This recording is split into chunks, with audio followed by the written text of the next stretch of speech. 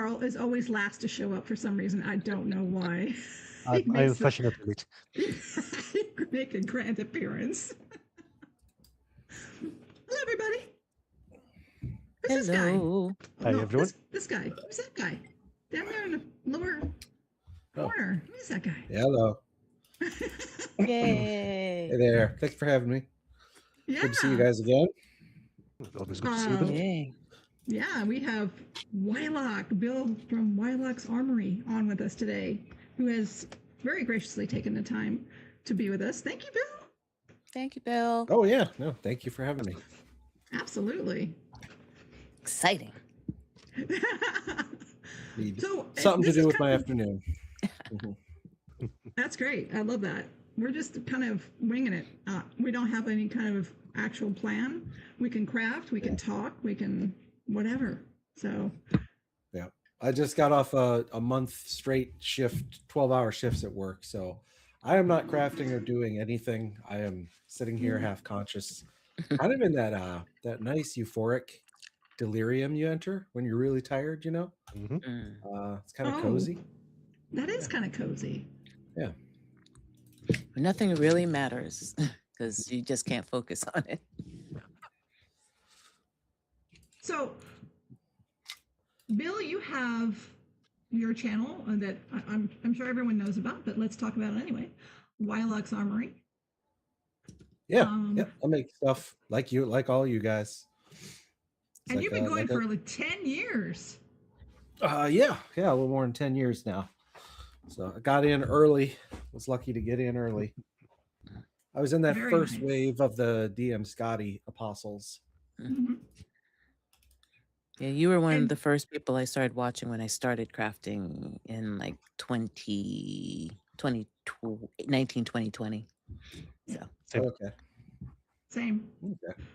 I remember back when your opening was drinking with the little dude. Oh yeah. Yes. Yeah. That's back when it didn't know what we were doing. 2020, huh? So yeah, this is a good hobby for the pandemic. So Yeah. It was a that's great what hobby for lines the up. pandemic. Yep. Got me through. But you have moved on to, you have not moved past crafting. You still craft because you're still putting out videos. But you also have extended yourself toward doing, this is making my nose itch because it's blowing hair on my nose. Sorry. You have moved to building a game. Yeah. So I built a cyberpunk system over about 5 years or so, and got real serious with it in the last 2 years, and decided to shoot for full art and a print run and everything instead of just a fun thing. And yeah, the Kickstarter went great last year. Now we're in retail, and I have the basics of a website. I don't know anything about web design, but Wix has made it real easy. And yeah, I like the genre of cyberpunk. I've never really messed with it in my gaming, but wanted to. And when I saw the two major franchises, and I opened it, and character creation has 7 pages of tables, and then the other one is this thick, and a single skill takes a whole page to describe. I was like, okay, not quite for me with where I'm at. Maybe 10 years ago, but I'm 40 and a full-time job, and I got kids, and I think it's something a little more streamlined. So it's kind of where I went off, just designing my own, and it went from there. Right. Yeah. And Kim's showing off the book right there. the lovely neon skies. Oh yeah, Let me cool. see Yep. if I'm gonna blow that up, and- Kim. Hang on a second. Let me blow up your But this screen. is your first brush with publishing, yeah? Because There you we had used go. to write adventures for something. Yeah, I did PDFs only for some D&D modules years ago, but this was my first physical print run of anything. And yeah, Kim and Karen got to play in a game at Mythic Con this past November. Yes, that was fun. It was really fun. Oh, good. That was great. Yeah, Thanks. definitely was really fun. And I had mentioned I'm not really a cyberpunk type of person, the futuristic sci-fi. I like Mhm. sci-fi, but gaming is not much. But that was really easy to get into, and a lot of interesting mechanics. And with the players and the GM, it was a fun day. It was a fun game. So thank you Cool. for that.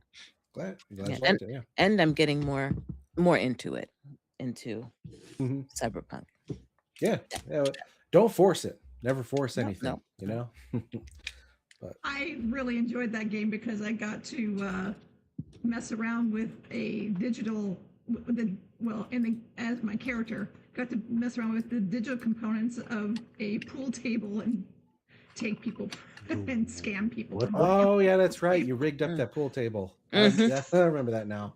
Yep. And what was Did a cool, little bit of. guys, is it was, if you watch Wyloch's channel, he makes this pool table, and this was like a year ago or something like that, that you made this pool table um, on your channel Yeah. and the crafting. And he had, and it's great. It's so cool when you go to Mythicon or any convention where the people that you watch and follow on YouTube are there, and then you get to sit down at a table with them and sitting down and playing. I've done this, like, I don't know how many games I've sat in on with you, Bill, but every one of them you have your terrain out there. And the first one, I think the first one was your illithid encounter in D&D. Oh, that would have And been you 3 years ago. Were you in that one too? yeah.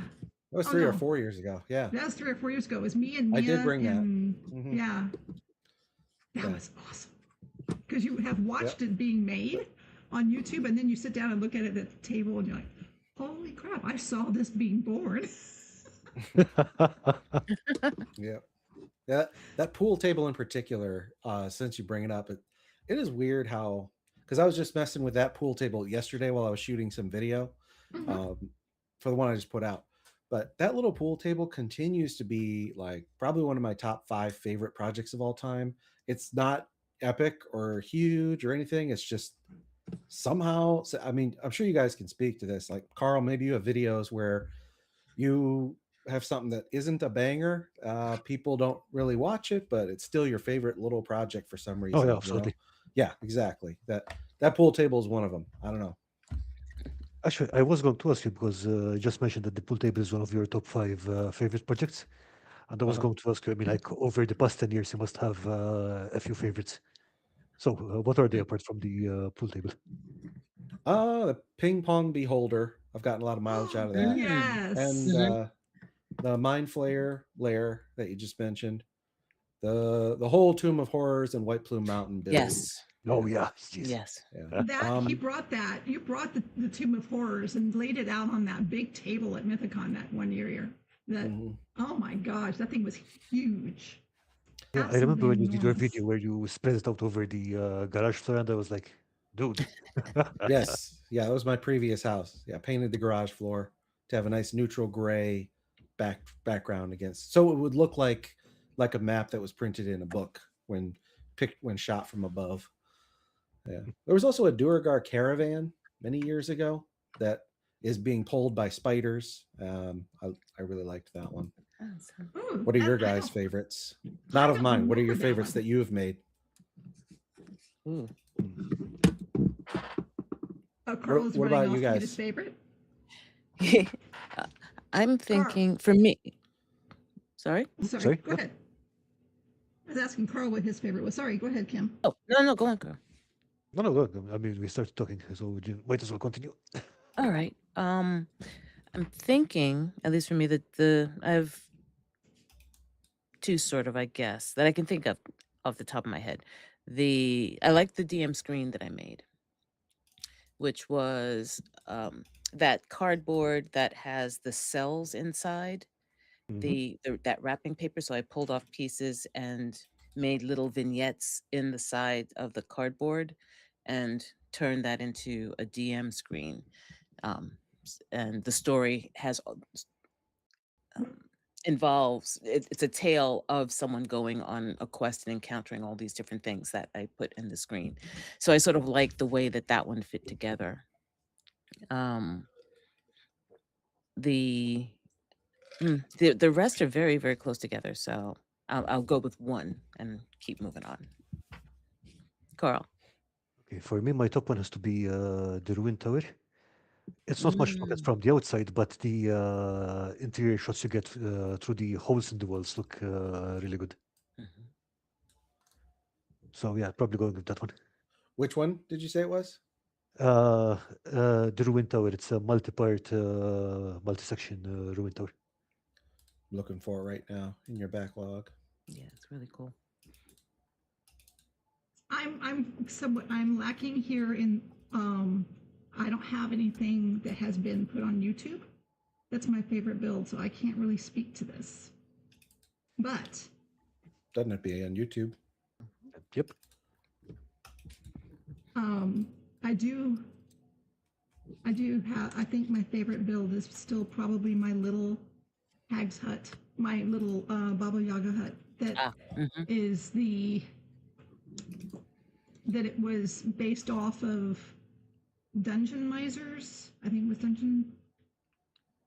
Dungeon Miser, his video using dollar store stuff.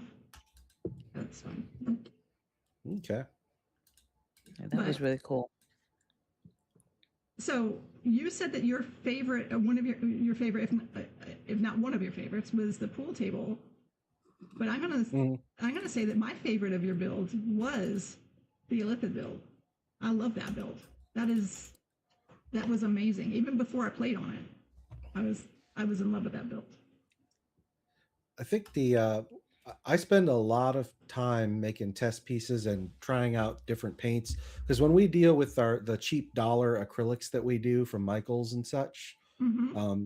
some brands have colors that are awful, and then like fuchsia on their Americana is terrible. Fuchsia, the folk art mates, is incredible. So finding ones that have a lot of body and mixing and matching can get you a bold result with only like 2 or 3 colors that you dry brush up with the right intensity, and and then the sheer amount of stuff just overwhelms the eye, and you don't realize how truly basic it is, how easy it was to do. It's well, just the general color scheme of that you used for the Illithid build. I mean, yes, absolutely. The quality of the paints makes all the difference in the world. But the choices that the crafter uses, I mean, that was amazing. It really, literally, it was just, to me, I was like, oh, that is beautiful. Of course, it's Underdark painting. A lot of Underdark colors. You see a lot of crafters using those same colors in the Underdark.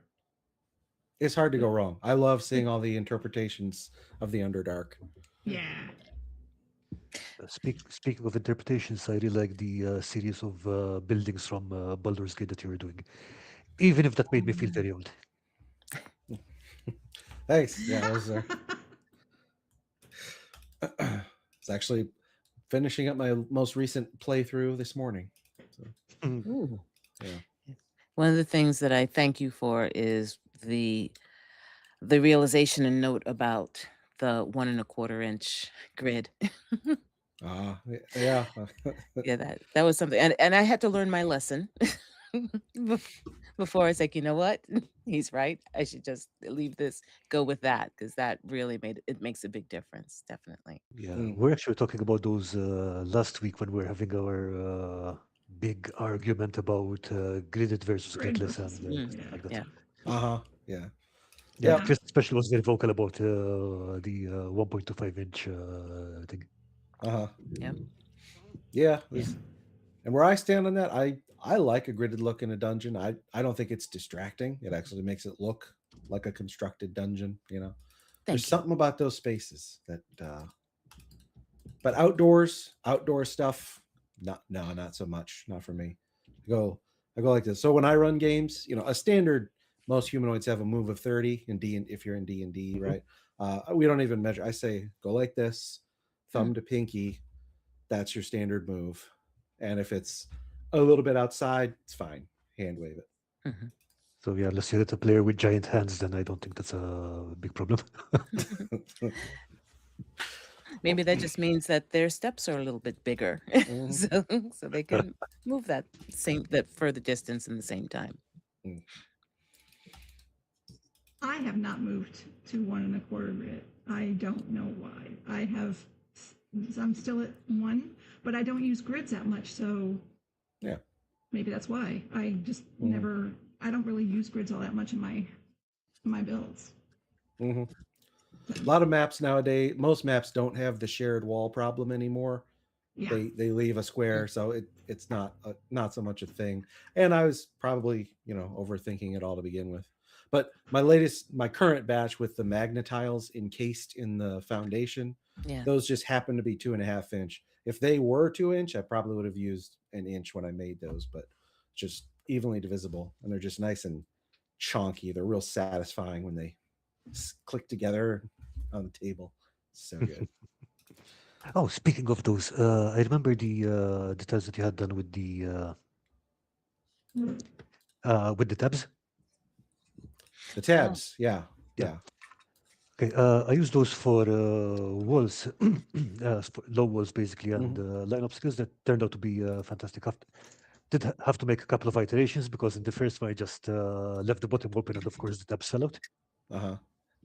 But yeah, that was a brilliant idea. Probably the magnets would work the same way, but yeah, I'm still really happy with those. Tabs stronger, yeah. Did you coat the tabs with some white Elmer's or white PVA glue to No, seal I up just so that they don't fray? I wasn't really taking them out and that much. It's basically I stored them like that, and if I need to reconfigure them, I move them. What Okay. I might do though is if I have to replace them, I'd probably make another set out of plastic art instead of cardboard. Mhm. I mean, it's Okay. cheap enough, and yeah, that's not going to frame. Okay. Okay. So It's we everyone's have current. Salty Nick with us and Cross. Hey, Cross. Hello, Okay, everyone. and just to let you guys know, Soltanic got involved in his second tabletop RPG project in less than 2 months. The man is an no. overachiever. Aha. Oh yes. He's on fire. On fire. Yeah, Nick, you're a busy guy. What are you guys working on? Sorry? You keep talking about me. What are you guys working on? Well, go ahead, Kim. You go first. No, I was just saying there's a challenge coming up on Karl's channel, and it's basically a no instructions kind of challenge. So basically, I'm using a bunch of different Dollar Tree birdhouse and boat and different kinds of kits and pretending that I have no instructions and just making something out of it. So that's what all this is. I'm guessing is that sort of an elven aesthetic you're gonna pursue? Well, I've gone Yes. through a couple of different ideas of either like elven or dwarven ruins, but now I'm thinking of a dice tower Okay.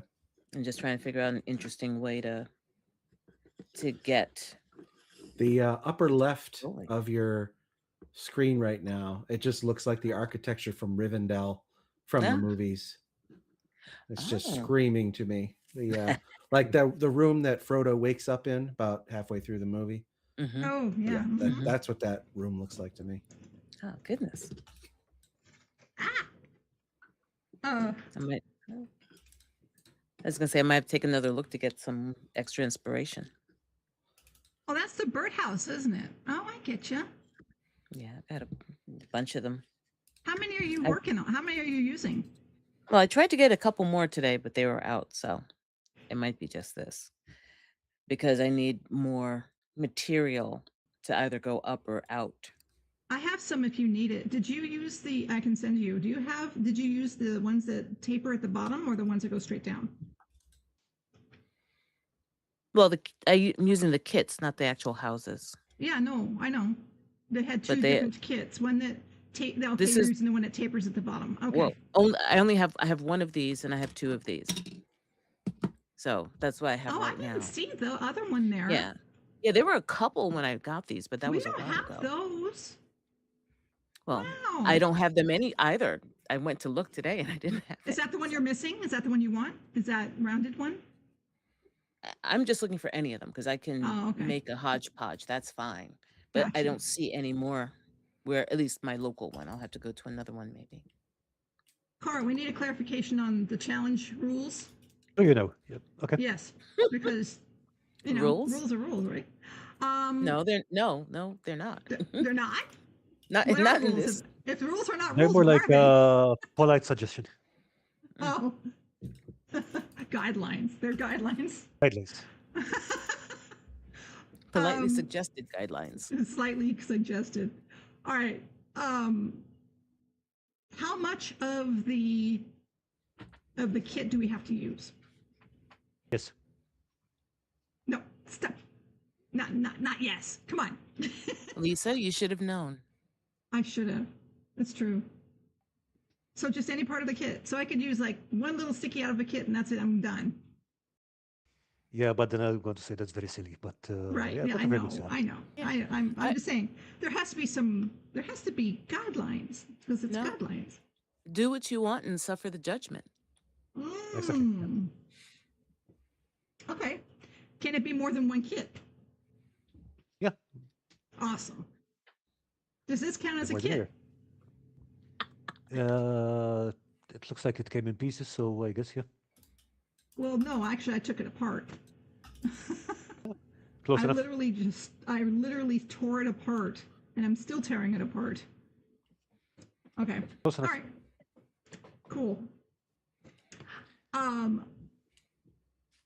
Bill, you don't use. Do you use dollar store stuff frequently, or I mean, I know you use the gems. I Haven't used seen- to. I haven't. I've moved away from the dollar store foam core, the Ready board. Mhm. I used to use a lot of that, but no, I don't really go to the dollar store much anymore. I think it's just because like Baldur's Gate buildings are pretty basic. They're really rectangular. I could do it all with cardboard.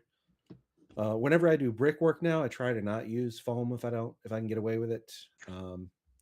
But like taking cheap toys and bashing them into other things, I think I just coincidentally haven't had many projects where I've felt the need to do that. Or my stockpile, which is these bins over here, is just so full that I haven't had a need. But Mhm. So your stockpile it's just a collection of dollar store stuff, or well, I know you have a collection of all kinds of chipboard. stuff. All kinds Lids, of stuff. lids, and spheres and shapes. There's a light fixture, a ceiling light fixture Oh, nice. that I took apart.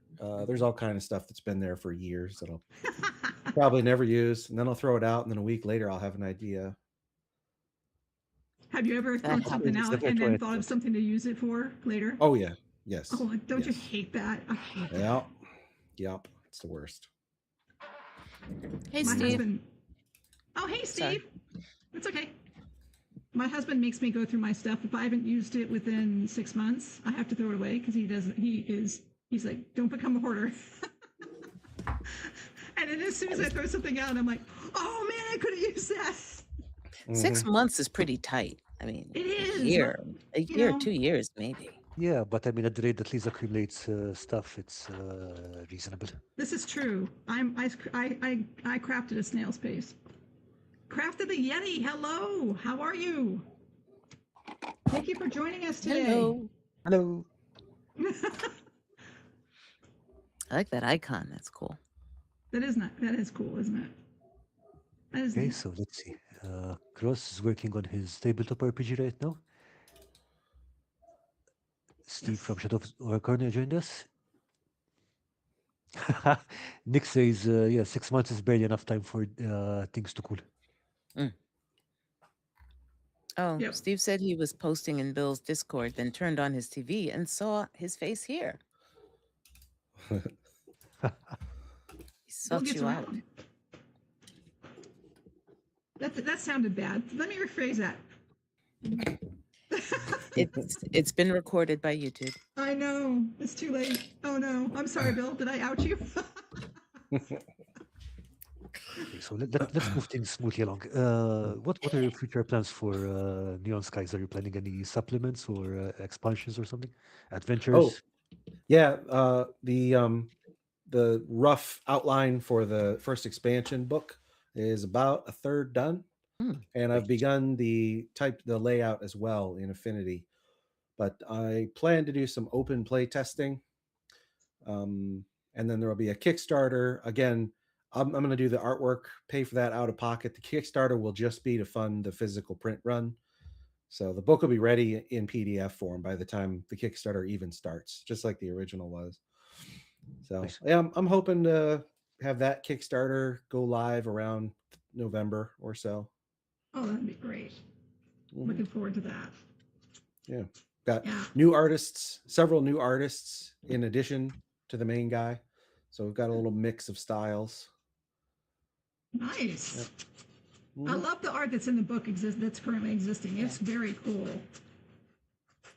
Yeah, it kind of happened real naturally. Like Meatloaf and Jim Steinman.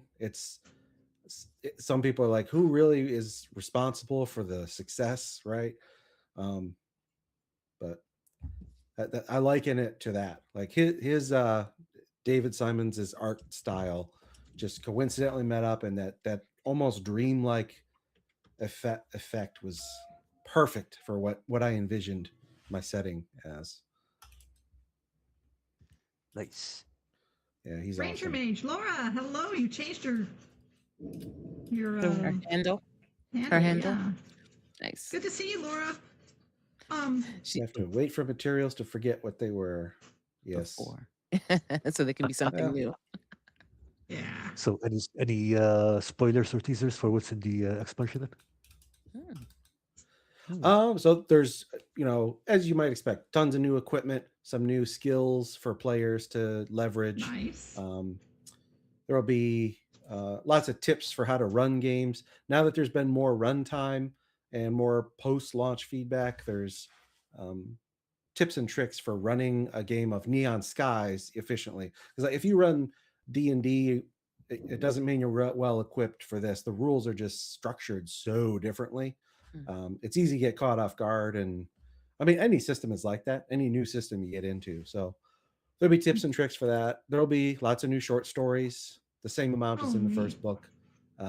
It's going to move a couple of things along pertaining to the Awakened. I liked more your new last scenarios. The last short story you did was very cool. I liked it. So it's like the the setting keeps advancing in time as the supplements come along and so on. The expansions come along. A little bit, yeah. Just I'm Interesting. thinking like a year. So because in the setting, the Awakened have only been revealed for about 5 years. So another year in time is enough for significant stuff to happen there. Nice. Yeah.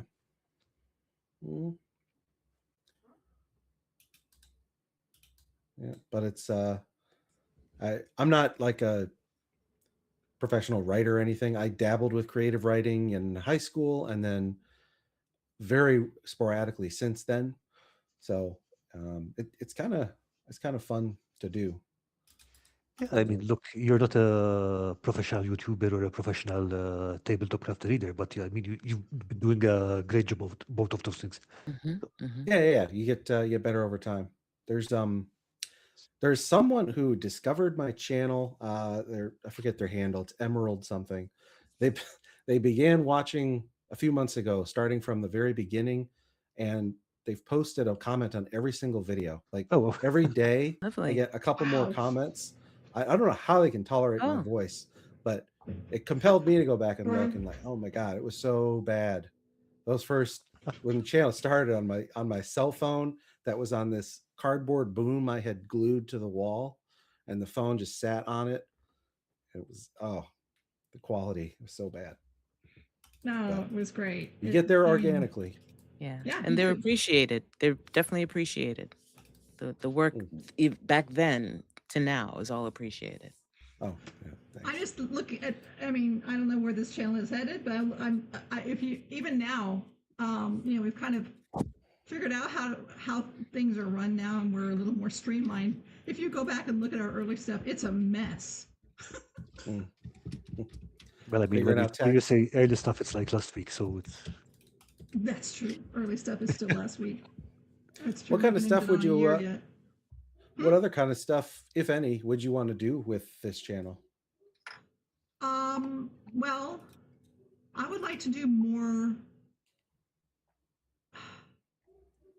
Personally, I would like to do more gameplay, but that's iffy because it doesn't really.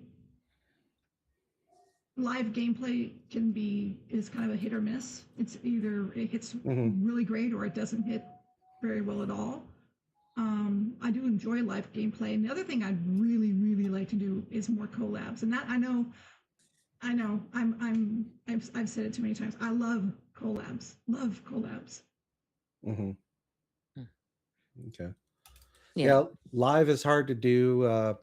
And I ran a short campaign like 7-8 years ago, and we live streamed that one. But I find that recording, and then you can edit out all the uhs, and flipping through the pages, and it makes for a much more engaging not live play, but actual play that people are less likely to click away from when you can curate it. So, yeah, I hear you. Live running a game live on a virtual tabletop, that's tough. Yeah, Sorry, to be honest, say that again. I wouldn't like to be in a recorded game mostly because when I'm playing, I prefer to kick back and mostly you're going to get a lot of cuss words and stuff like that from me, which shouldn't really be on YouTube. Mm. We've got Craft of the Yeti. How often do we hang out and craft here? Every Wednesday, 4 p.m. Eastern Standard Time through 6. So for 2 hours, we craft, we talk, we hang. Sometimes people like Bill will join us and say hello.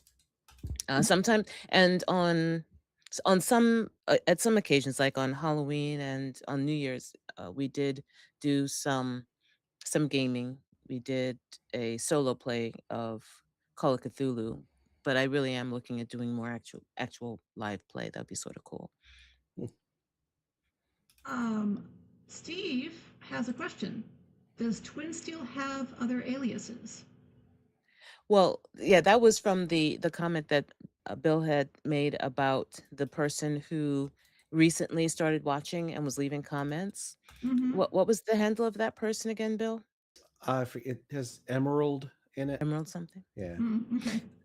No, because there is a person who goes by Twin Steel that does leave comments on a lot of TTRPG types of channels, and that's why Nick was talking about that. Yeah, the amazing Okay. thing about that guy is that the video will drop at say 21:34 at 21:33. Sorry, 35. There's a comment by him already. Hmm. Like super fast. Very, But very yeah, supportive. I saw a So comment Karl, from. I got to show you Uh, how this has turned out so far. This thing you've made me make. okay, while you do that, we've got a lovely comment by Tabletop Fable here. Yep. Oh. Wyloch was one of the channels I watched about 3 years ago. I'm booked in for my first con to sell my terrain in May. Well, congratulations. Congratulations, Tabletop of Fable. Cool. Very nice. Nice. Very good. Yeah, I popped Ooh, that up awesome. earlier. Yeah, definitely. Good luck with that. Yeah. Yeah. Do you have a channel as well, Tabletop of Fable? You Yeah, can let take us a know. look We'll at pop it. it up there. Yeah, please. So, Lisa, what should I behold exactly? Say what? Say it again. What should I behold exactly? You talking about Your this? smooth dome. Yes. Yes, let us all dome behold that you Lisa's smooth dome. My dome. It looks terrible, but I'm going to be covering it with foam anyway. Why does So it look? it's Why does it look probably terrible okay. to you? Because it's all modelly and gross. I have to cut it. I'm afraid of when I cut it, it's going to shatter it because I used spackle, but I mixed it with glue, so it's probably going to be okay. It should be okay, but basically use a sharp knife and cut multiple passes. It won't. It won't I get was squished. I was going to use these to cut it. No? What? What? I mean, that's a lot of pressure on a I mean, circular. you seem to have a talent for picking the worst tool for every situation. Well, it could be. It could be and I mean ruins. it in the most loving way possible. You could turn it into ruins. Okay, so don't use that. Okay, fine. All right. Okay, so Right. what I would suggest is get something like what do you call them? Where do I put? Here. So you're saying to use use this. Oh, that. It's yeah, that's the box cutter is better than the scissors. But yeah, I agree. If you have a scalpel or And X-Acto, would be better. so I don't have a what you should like. scalpel, but I do have an X-Acto in here I somewhere. mean, box cutter will look fine if that's what you have, but yeah, don't go for the shears. That's literally too much pressure. But ideally, put the paper thing back on the plastic thing. Yeah. Make a line where you want to cut, and then you cut with several passes. Okay, so stick this on here, Yep. such, like so, and then take Yep, my make a line. X-Acto and cut my line. Sorry, cut my line from my. Okay. All right. Or do I just cover the whole thing with the foam, the crafting foam that I'm going to use as the panels first, and then cut it to give it extra strength? No, because then you would also mess up the crafting foam that you put on top of it. I could just go ahead and cut this like my original plan. But I'm going to stick with this. I'm going to stick with this because this is what you wanted me to do because I needed to try something new and I'm going to do it. I'm going to do it. No, it's There's not what I some wanted you to do. It's the safer thing to do rather than getting the murder box out and But this would There's- not be the cutting murder that box. potential. there's some finger pointing going on here. This is what you wanted me to do. You I would you not be take using the murder box responsibility for for this. this. This would just be cutting it with, getting it started with an X-Acto blade and then using those scissors because this is really,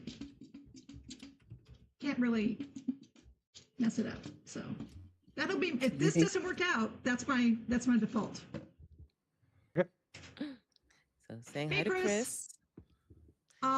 So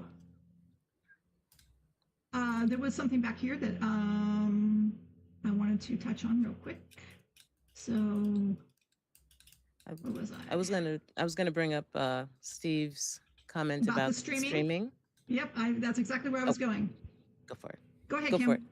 No, you were looking for No, it. Go you. for it. No, you. Okay. I stream live specifically to force myself not to spend time editing. I would spend hours every week if I didn't know. Most of my people had already seen it as. That's a good point. That is a good point. But then you end up, what if you end up with somebody who has done something awful? The Far Verona incident. Right? Or someone who rage quits or something like that, you don't want that. At the same time, though, that's why he is very careful about who he invites to his stream. Yeah, and he can always edit that out if he needs to. Mm-hmm. Yeah. I can also see like that Shadows of Arconia. That's what it is. It's a live play channel. For me, that's a rarity. It's a once a year special kind of thing. So I can afford to spend a few hours on a one-off like that. Couldn't do it as a standard course of business. Yeah. And he has like two to three games a week on his channel. Yeah. Yeah. Yeah. That's a lot.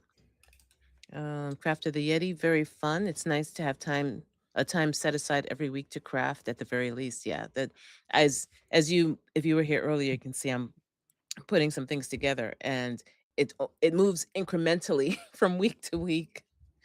A lot of times this is the time that I get the ideas and put things together, and then during the week I can actually work on it and film it. So Craft of the Yeti has a question for Bill. What was the conversation like with graphics when they reached out to you after you had been promoting chipboard? Oh, how did they hear about you? I'm guessing they saw a video or something because they emailed me.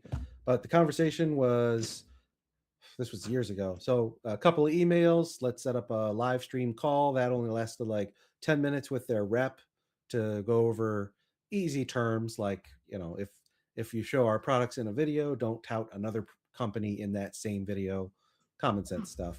So, and then they just, sent a bunch of product and for that one, I don't think we even did a fee because I wasn't that big yet.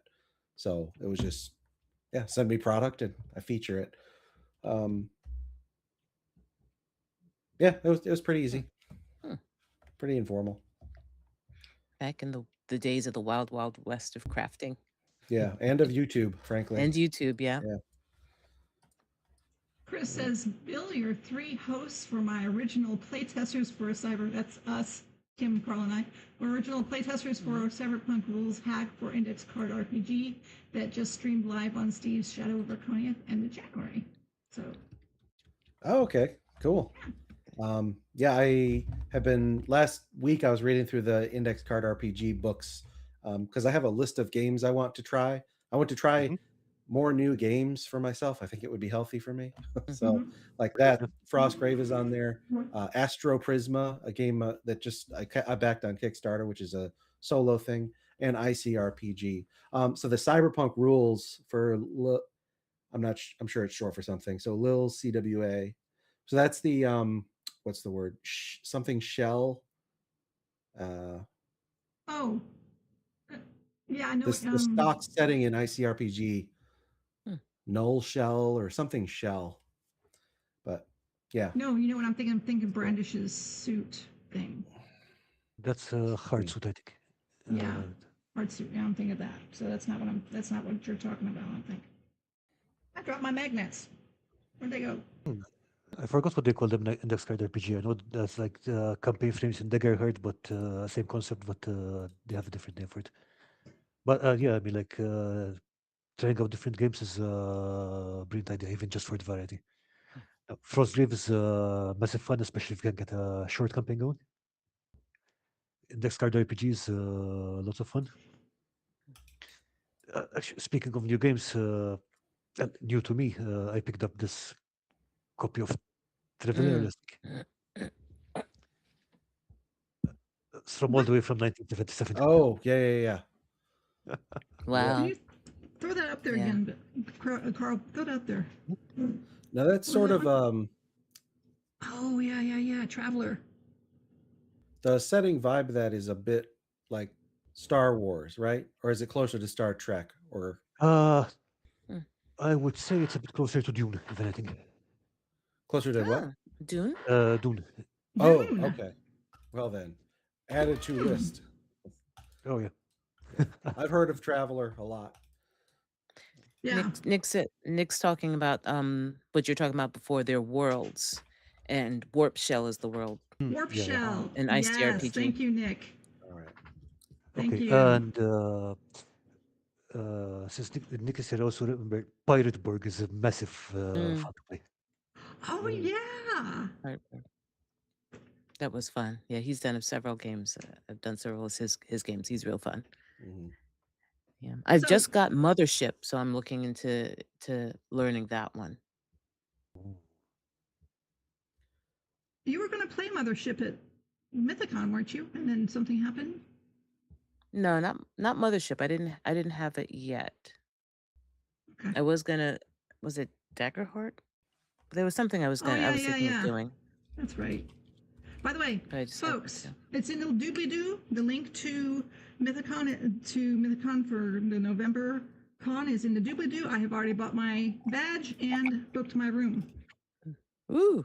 I will be there. Oh, yeah, absolutely. And we should put in crit as well if we're gonna keep Already done. the crit. About- Woo. So Already that's done. the community-run Infinite Tabletop. It's an online con. Chris Lil Siwa is the main organizer, and he's got lots of different GMs doing lots of different games, and it's worldwide. So any time of day you can probably find a game Yes. for that week through Yes. June 20th to 28th. So it's really cool. I GM'd for that, and Lisa and Karl and I are all GMing for that in June. Yes. And what's that called again? Community run Infinite Tabletop Crit. It's really good, and it's completely free. People sign up; it's completely free to play. And it's like 24/7 every day. There are games at any time, so pretty much anyone can find the table. Yep. Yeah. Okay. It's All right. the same Thank you sign-up software that Mythicon uses. Oh, tabletop events, right? Yeah, tabletop events. So it's easy to get onto a game. I'm running Easy D6, and 2 Call of Cthulhu games. I think I'm going to try to run a mothership. I'm going to crack mothership open and start looking at that. And definitely a Call of Cthulhu. And maybe I'm going to run 3, so I have to figure out the 3. But I'm interested. Definitely want to do some new stuff. Karl, you're running one of your 4 Horsemen games, right? 2 of them, and I'm trying to figure something out for Wasted World as well. Ooh, So Nice. it should be fun. cool. Nice. Cool. June 20th or 28th. So I know that I think you, as far as genres are concerned, Bill, you're. Oh wait, hold on a second. Okay. As far as genres are concerned, Bill, you were saying that you weren't saying it, but you kind of seem to at this point kind of focus toward cyberpunk, futuristic genres for gaming, but you still play fantasy stuff. Oh, heck yeah. First love. Always will be. First love is fantasy? Oh, yeah. Always will be. Okay, cool. Yay. Yay. Yeah. Have you ever tried things like Call of Cthulhu or modern adventurous games like that? Not Cthulhu. I played Vampire the Masquerade back Mhm. in my angsty teen years. Good man. So I'd love Yeah. to play that. I haven't played that yet. Yeah. And I remember a game called Alternity, which is sort of touted as AD&D second edition. It was in that time frame in the mid 90s. Alternity. I played that for a year or so. But no, mostly it's been D&D, and then in the past couple years, Shadow Dark. Oh, that's right. You did a video recently on Shadow Yeah. Dark. Yeah. Yeah, I think Shadow Dark is fantastic. It's It is gritty. it You like lives gritty. up to the hype. You like gritty, don't you? And your type of games. You like stuff to be challenging. I like it to be impactful. Mhm. Yeah, I like player choice to matter. Yes. Sure Yeah. thing. Yeah. But also it there's things about Shadow Dark that the things that have been winnowed away and condensed are all the right things in my opinion. I love all the concessions that it made and all the ones that it didn't. And do you think the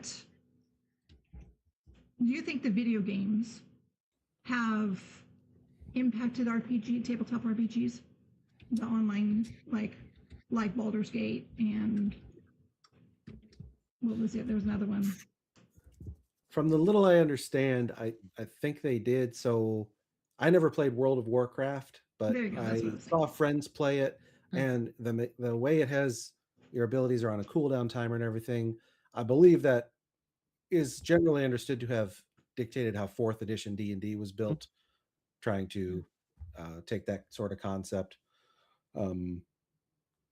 Baldur's Gate is, I think, timeless. I don't think it influenced video. It was the other way around. I mean, it is a pretty much pure interpretation of D&D second edition. Yes. You won't find one better.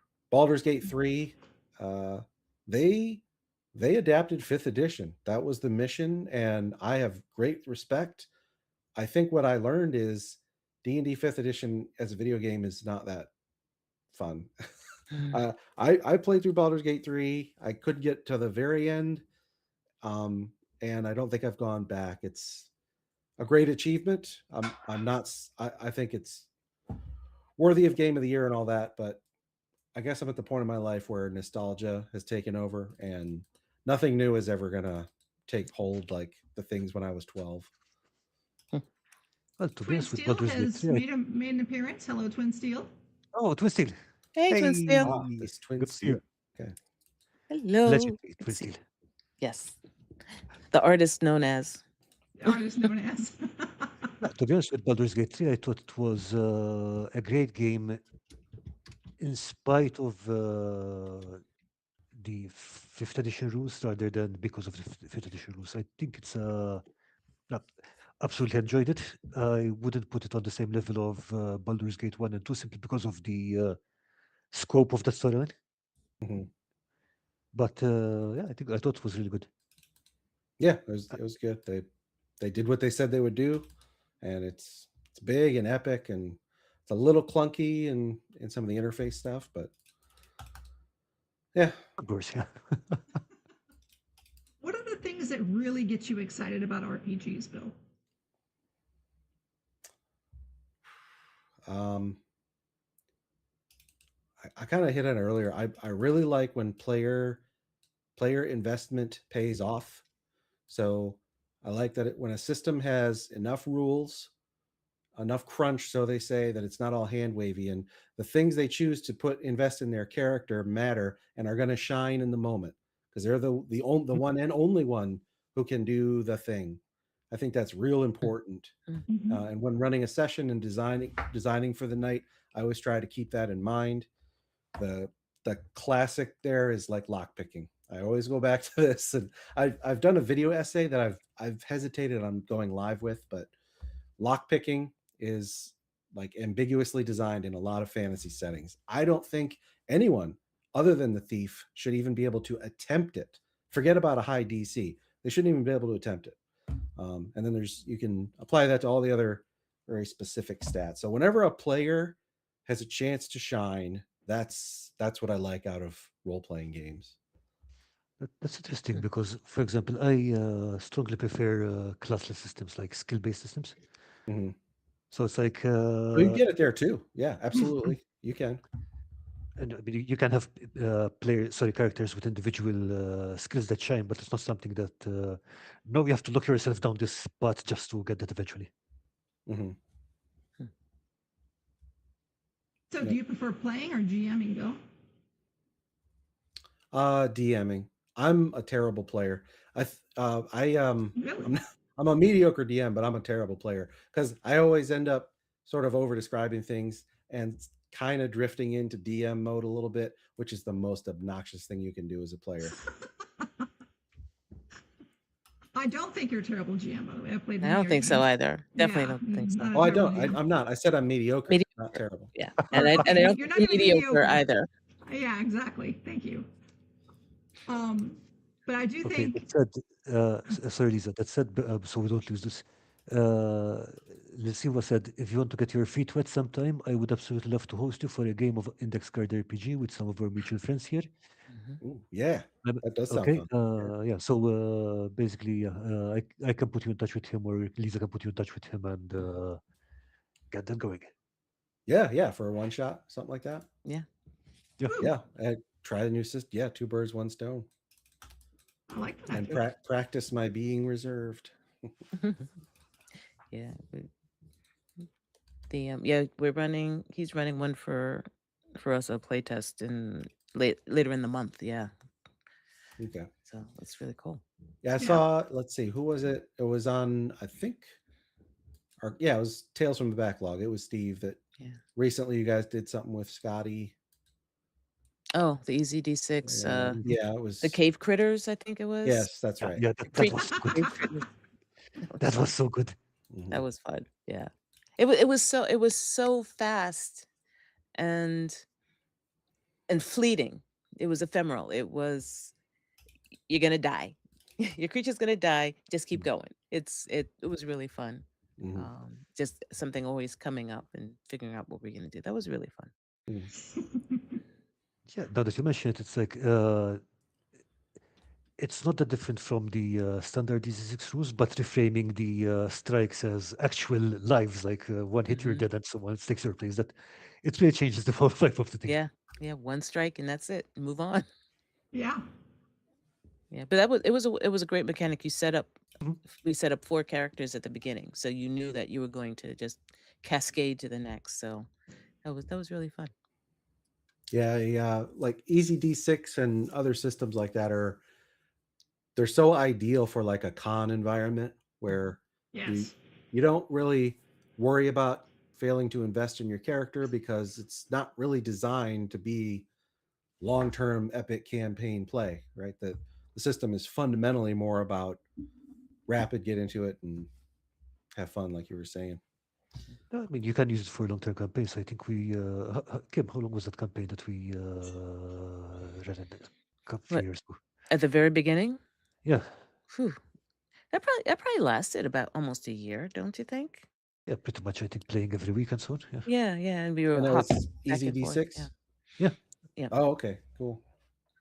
It was back and forth. Actually, I think it was. I think we started off with D&D, and then we ended up with Easy D6. I think we just stayed. No, it was Easy D6 because I came in when you all were playing Easy D6. Yes, yeah, I mean, yeah. you have to think about it a bit differently because by default you don't have leveling up, so you're not going to get more powerful that way. And if that's what your players want to stay engaged, then you have to figure something out. But yeah, I mean, as a system, it's pretty good for long-term play. Yeah, Okay. yeah. It ran for a It's while. also fascinating when you read through it. The author comes through. Like when I Oh yeah, read yeah. when I read the ICRPG rulebook, and I'm being lectured to in a semi-humorous way, like it speaks in second person sometimes. The rules are saying, as a DM, you will be bold and you will, I forget. Some of it made me laugh out loud, but you could tell that Hankerin wrote this.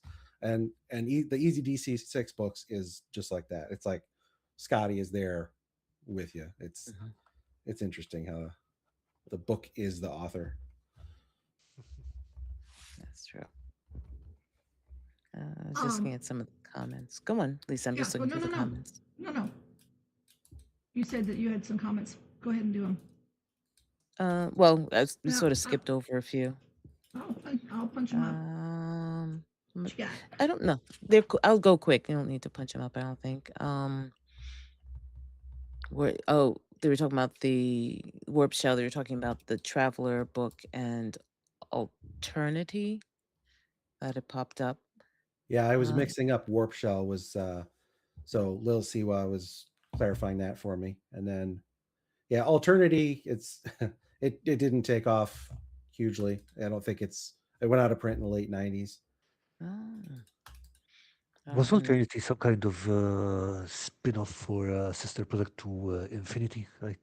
For some reason, I've got them connected in my head. I know that Infinity was a war game or a skirmish game, but for some reason, I thought they were connected for some reason. Oh, there was a skirmish game called Infinity a few years back, wasn't there? Mm-hmm. Yeah. Yeah, that's one thing, and I've said it before. I just haven't done it. I've never played a skirmish game. I think it would be fun. I just haven't done it. Skirmish game like what we're talking about, or different? Like Frostgrave, like Okay. Infinity, Yeah. like More Time. More yeah. time. And that new one, Trench Crusade. Would be considered a skirmish game, or? I think that's a slightly larger scale. I'm not entirely sure though. You know what's funny? I don't do skirmish games because I am always the support character. I always play the support character, and if you put me into a combat situation, I'm like a deer in headlights. I'm like, I suck at it. Not that I love watching them, and I love watching people do it because I love people who have great strategic moves and battle tactics, and I just don't have that. I'm not on that level, so I simply sit back and watch when in those situations. Skirmish games just don't work with me. Yeah, I've never tried. That's sort of like me in video games. I suck at video games, but I will watch. I watch YouTube people play video games all the time. I'm like, that looks cool. So I think I'm gonna have to try it again. I think Portal has been my favorite video game, just because you can play and learn and die and learn and die and learn and die. So that's the kind of thing that yeah, I have to be able to die a lot. But Kim, there is no cake. Cake is a lie.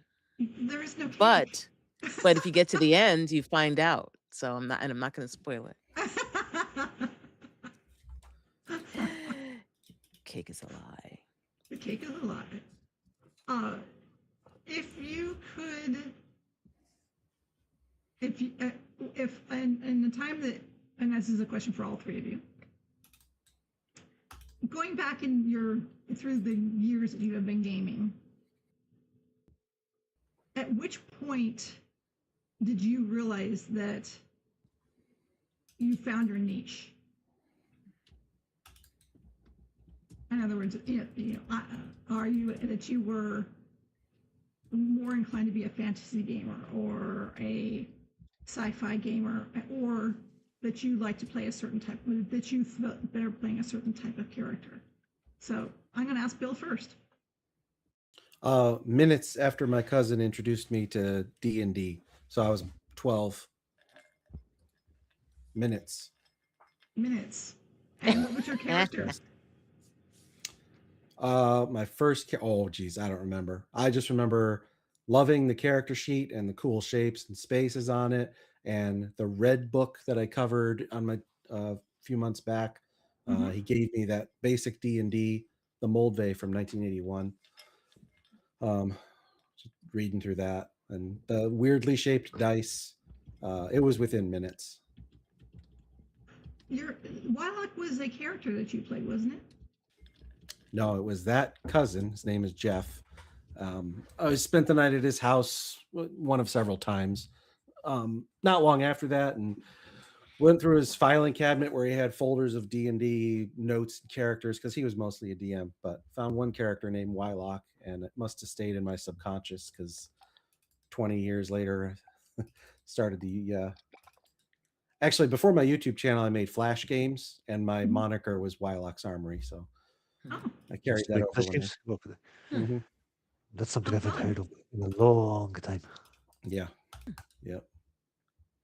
What about you, Karl?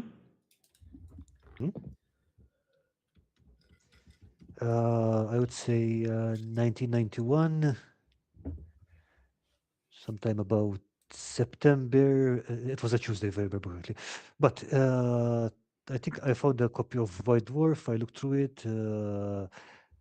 Space Marines, Warhammer Fantasy. Oh, Fantasy is cool. I'm going to play Fantasy. And it kind of devolved from there. You devolved from there. Really? So wargaming. You hit wargaming first. Yeah. Interesting. And And you then I don't got do a lot of into, wargaming now, though, do you? Not really, no. Do you Because, want to go back to it? very rarely, very occasionally. Just it's all the hassle of having to interact with human beings and stuff like that. Ugh, gross. It's not playing a war game online is not very easy compared to tabletop role playing, for example. Plus, with True. tabletop role playing, you can get up to a whole lot more stupid stuff. That's true. A lot less overhead. Yeah, absolutely. Sure. So, folks out there, what was your aha moment in gaming? Let us know what you had. So, Kim, what was your aha moment? Process. I've been an RPG fan since '78. D&D fantasy is my main jam. I've been a GM since '81 and a terrain builder along with that. Yep. Cool. That's a history. '81. Yep. Yeah, I will say for me, I've always wanted to game from the time of the Dungeons and Dragons cartoon, the original being on. Oh, really? Yeah, I saw that and I'm like, that's a game? That's a game that people play? But there was nobody around me that played. Again, this was before internet. So nobody around me played. Nobody around me knew anything about it. Nobody cared about that kind of stuff. So it was more of a like face on the outside. Every time I saw a movie or something with it, I was like, oh, that's so interesting. So it wasn't until I was a much older person, and they know the story.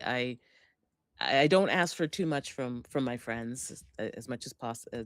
I try to be as independent as possible. But the one thing I did demand of my friends was that we were going to have on my next birthday, we were going to have a party and we were going to play Dungeons and Dragons.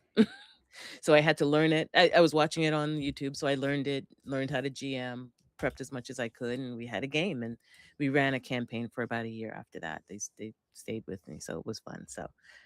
So I knew I belonged. I just had to figure out how to get in. And that was Were the you thing. all a bunch of newbies? Even a DM? There was one person who had played before years ago.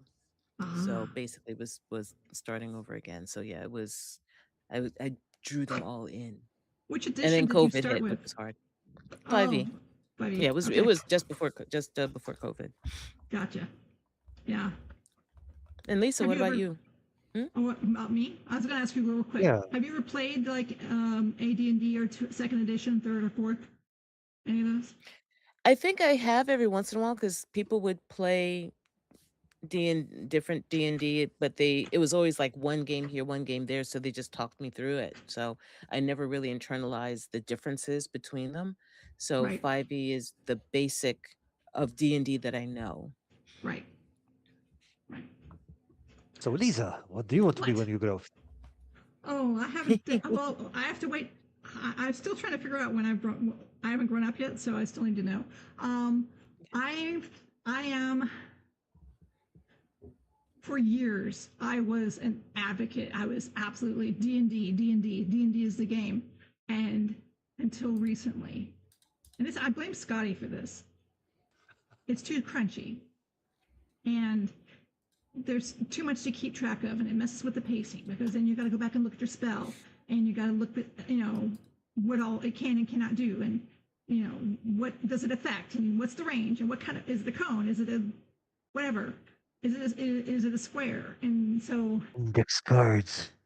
I know, but even then you have to go through it's going through stuff all the time, and it messes with the pacing. So I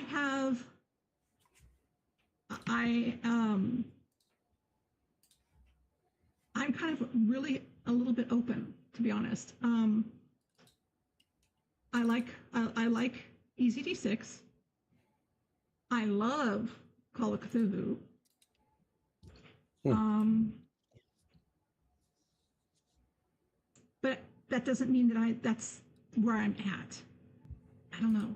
I'm being very vague, aren't I? And mysterious. No, I'm trying to no, be mysterious, people.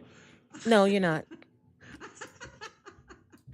Yeah, yeah. But Um, I do agree with you with Call of Cthulhu. That's where I found right now, at least, I found yes, my Your happy preferred. place. Yeah. yes. I say And a horror great. is. I should get a T-shirt. Horror is my happy place. Let me move this. Actually, no, Lisa, you just made me realize something. That when I was 16 or 17, I had no problem remembering a whole lot of rules and spell effects from D&D second edition. Like, no problem at all. It's like, now that I'm getting older, I'm guessing it's like I'm just gravitating to simpler rules because literally sometimes I don't even realize what date is today or what I'm supposed to be doing or stuff like that. So, What you yeah, had I for guess. breakfast. Oh yeah, that's easy. It's always coffee. Time is precious. Time is Ah, precious. yeah. Yeah. Craft of And the and mental bandwidth, yeah. And mental bandwidth. mental bandwidth. I was gonna say thank you, Cross. Yes, it was very cool. It was a really good. It was the best birthday I've ever had. It was wonderful. So yes, thank you. Craft of the Also, Yeti. also she wouldn't open the doors. No, they were not They were not going anywhere. They were going to stay. At least that day. After that, it was um voluntary after that. Well, that's So because that you had the key to the lock to the chain to the chair. no, but that was just the first night. That was Oh, okay. the first day. After that, it was voluntary. Craft of the Yeti. I grew up playing sports and had no idea D&D and in-person RPGs were a thing until my wife introduced me to the life about 10 years ago.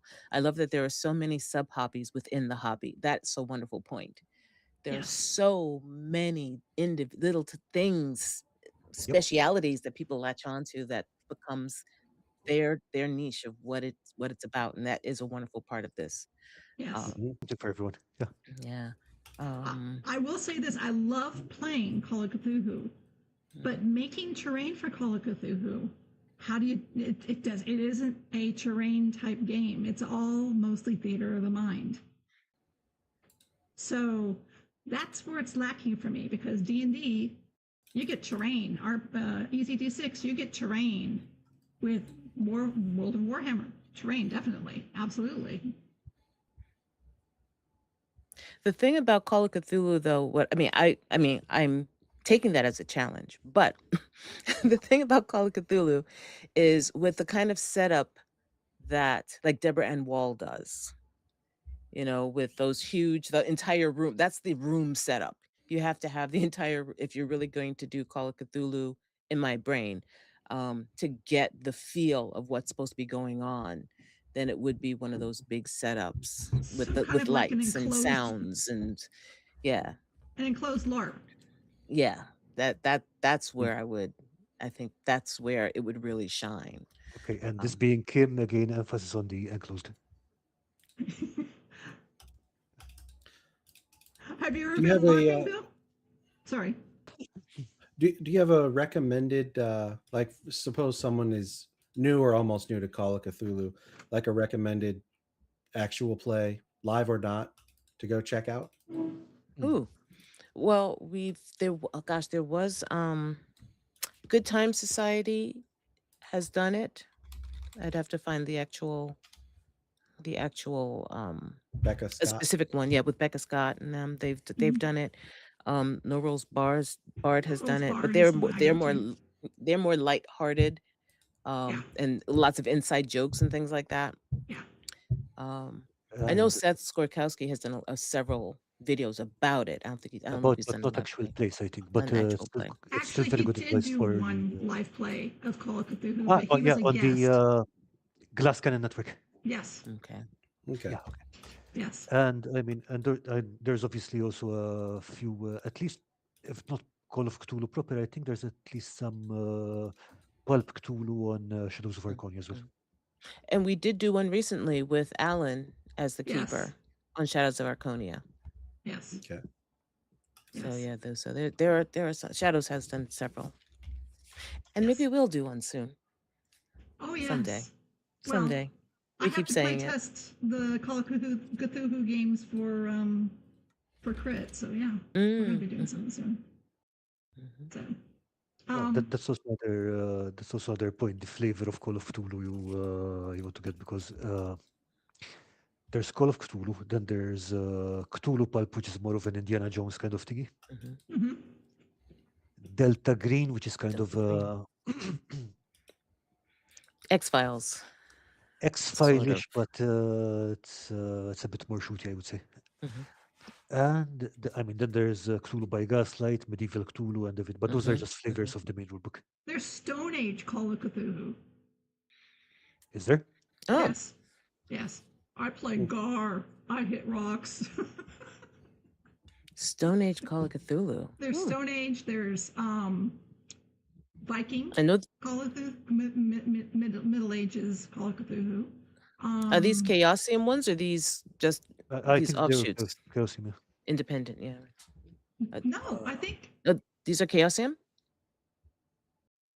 Give me a sec. Find out. She's I mean, Medieval is definitely Chaosium, at least.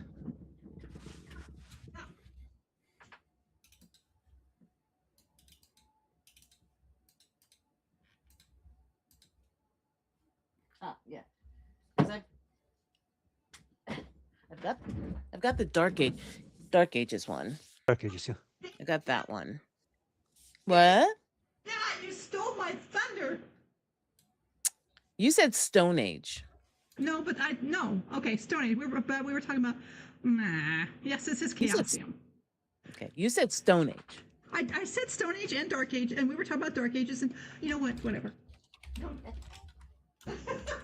I'm gonna go pout now. I mean, they're all within your childhood, so it's like.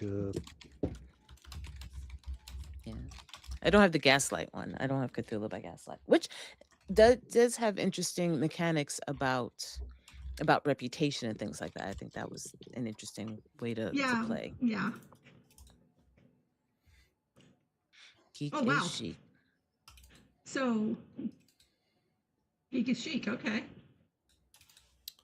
Yeah, well, in the past It is. decade or so, nerd stuff has become mainstream, and D&D is even cool, right? Mhm. Yeah, Absolutely. it wasn't always like that. I mean, you guys walked so I could run.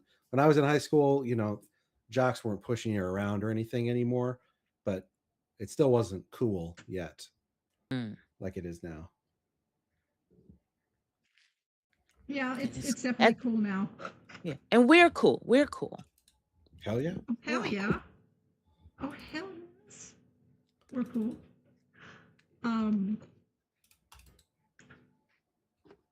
When my kids were in high school, you know, I ran games for their friends and they would come over, and we became known as the Cool House. Mhm. Oh. Which is very weird because it's like we're playing D&D, folks. Don't you get it?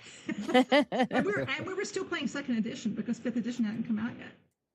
Oh, nice. Yeah. My favorite. So, your favorite? Second, yeah. Yeah. Yeah. So I still have all the second edition books, all the little handbooks for the handbook for elves, handbook for dwarves, handbook for Viking, all that other stuff. Still have all that, but we never play it. So it's based on your comment a moment ago. You're pretty adamant about having terrain, like it almost supports your RPG hobby. Me personally, Yeah. what's funny is I don't play in person. I have not played in person in years, since when the boys were playing here, and I hadn't started making terrain at that time. It was all just drawing maps. Everything was drawn on a map, and the buildings were just described. You know, back in the second edition days when you walk into a 30 by 40 room and you grid it out, kind of thing. And it wasn't until COVID when I really became interested in terrain and started watching you and Scotty and everybody else that I started thinking, wow, that looks really cool. I think I want to do that. And I've got all this terrain in the other room that I've built and have never played with because everything since COVID has been online. Karl's that similar for you?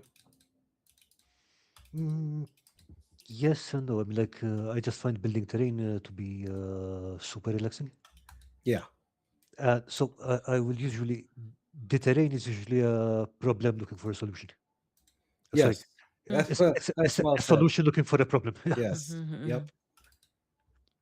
So yeah, You I don't didn't- usually build terrain with a game in mind, but once I build it, I was like, might as well use it. Exactly. Yeah. Plus, on top of that, you run a YouTube channel, so it's like, how do I do something that's going to be worthwhile content, right? I'm sure that factors in to what you decide to make too. Not particularly, but one thing No? it does do is Oh, that good for you. it encourages me not to abandon projects. Okay. Because once I start building something and recording it, it's like, yeah, I mean, I wasted all this time getting the footage, might as well finish it. Do you? Okay. Probably about 50% of everything I make at my bench ends up in the trash because it didn't go the right way, or I feel like I need to start over, or I do a lot of R&D. Do you finish your stuff Yeah. though? Do you take it all the way to the end? Me? Yeah. Yeah, well, that's what you see in the video, but that, like, some projects get abandoned. About half the time stuff gets abandoned or started over. So But- it does not force me to finish, contrary to Karl's approach. Well, we benefit from it Oh yeah, for sure. because you do But- show us, like when you make, at least I can't say all the time, of course, but you do show us when you make a mistake or better ways to do something, or ways that you redid something sometimes. So I appreciate that. Oh, So with that thought, I got to ask you, Bill, do you ever have started something, you know, and you're into it, you're okay with it, you're started something, but then another idea that is completely different from what you're working on kicks in, and all of your motivation for the project that you're working on goes away and goes toward what you had just thought of? Do you ever get that? I only get that. Yeah. You only get that. Yeah. I have there's a shelf I've dedicated now for works in progress. And if it fills up, I'm not allowed to start something new. So I have like 4 things in the works right now, and they're all at 80% done.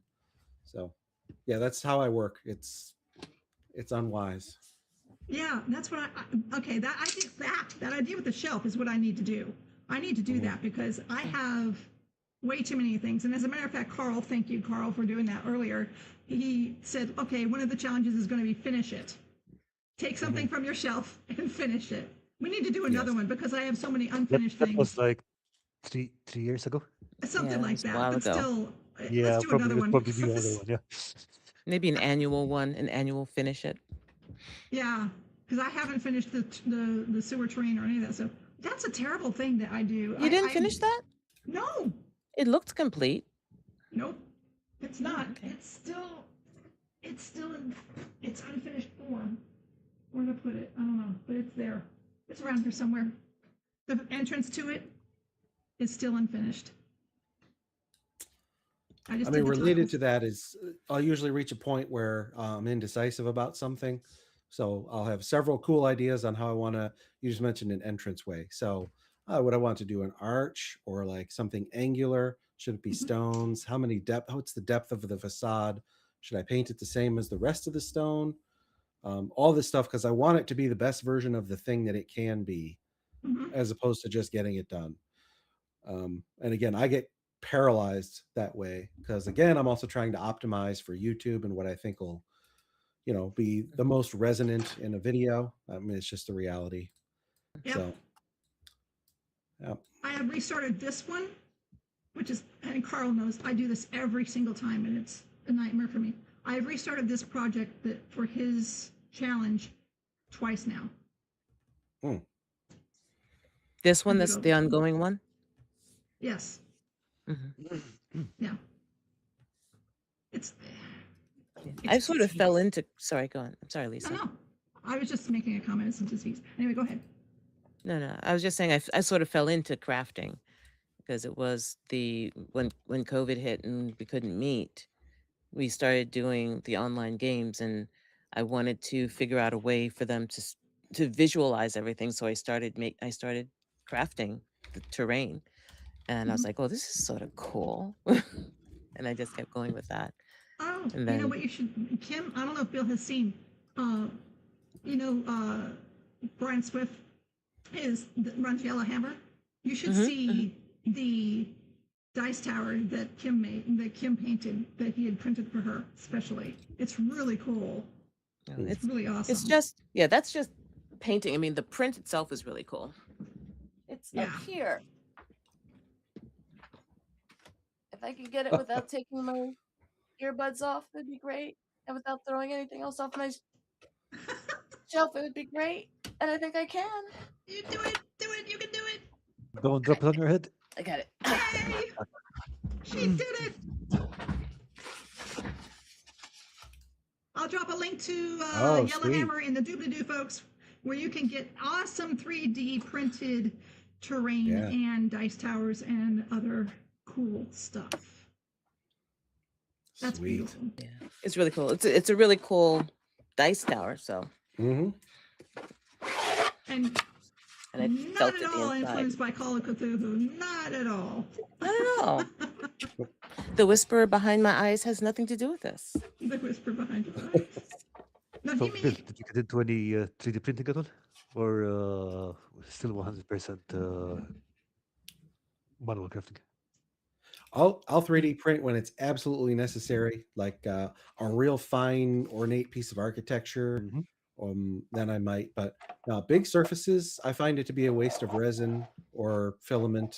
I don't have a filament, but yeah, big flat surfaces that need to be textured up somehow just seems like a big waste to me. Also, it takes longer. So now I'm a cardboard man through and through, but I can't do humanoids. If I need a statue, I'll print that. That's reasonable. I like to make my own furniture. Pretty sparingly. I view it as a tool, not my main thing. Same thoughts, actually. This door is from Yellahammer. I bought a bunch of doors and windows from him at Mythic Con last year. Yeah, his prints, he's got it dialed in. They are for filament has come a long way, but still his filament prints look really, really good. The lines are almost not there and very, very paintable. Ooh. Craft of the Yeti says, I think Wyloch got me into crafting. I was looking up the info on the Tomb of Horrors, and his mega build showed up and opened my eyes. Ah, okay. You're Cool. you're a gateway. Yeah. Mhm. You definitely are. It's You, weird. again, you're one of my gateways too. So definitely. Oh, thanks. Yeah, it's weird. You get to a point where I don't remember making the Tomb of Horrors. When I know when I was in it, but like if I crack open that tub or rewatch the video, there's so much stuff I've completely forgotten about. So Understandable. yeah, Oh, I yeah, remember it. I remember it very well because you cut up a magic card, which made me cringe. oh yeah, there were commons. There's commons. Actually, I do have a question about that because how do you approach a project of that size? Is it like they say, I don't know, this week I feel like building this room, or is it like, okay, I'm going to make a project plan and I shall do this, then this, then this, then? Because, I mean, you've got other things to do as well. I mean, like you've got to work, you've got your family. Yeah. No, I don't do like for those. I didn't do project plans. I made a few rooms at a time, and once the content added up to about 20 minutes, all right, it's time. That's enough for an episode. White Plume Mountain was the same way, and then the one I'm currently doing, the Labyrinth of Madness, it's already designed in areas, and each of those areas is actually a pretty decent size for a single 20 to 25-minute video. So that it has its own project plan. But no, I don't. Despite what my job is and my normal personality, when it comes to this stuff, I don't do any sort of planning or look ahead. Hey, sometimes you want to kick back and just do something. It's like, Yeah, what do I feel like this week? How much engineering goes into your build? I mean, do you Used to be a like? lot. Yeah. Now it's almost none. Yeah. Now it's almost But none. with anything modular, there's a lot. I take care to really check. I'll measure down to the 64th of an inch. So anytime there's something modular, it's important that it all clicks together because any error will propagate.